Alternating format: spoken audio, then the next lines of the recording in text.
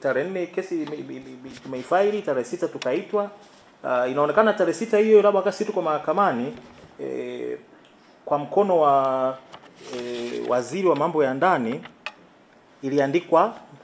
tuliandikiwa barua, ofisi yangu ya mawakili iliandikwa barua yenye kichwa cha habari rufaa ya kupinga uamuzi wa msajili wa jumuiya za kiraia wa kulifutia usajili kanisa la Glory of Christ Tanzania Church. Nitasummarize tu. Mheshimiwa msajili anasema ameshindwa kuendelea kushughulikia rufaa yetu kwa sababu zifuatazo. Ya kwanza, anasema kwamba rufaa ilipaswa ipitie kwa katibu wa Wizara ya Mambo ya Ndani, lakini yenyewe imekwenda moja kwa moja kwa waziri wa mambo ya ndani. Well, tutasema baadaye hoja hii tulijibu kirahisi tu kwamba okay, at the end of the day vyovyote itakavyokuwa, si rufaa iko mbele yako.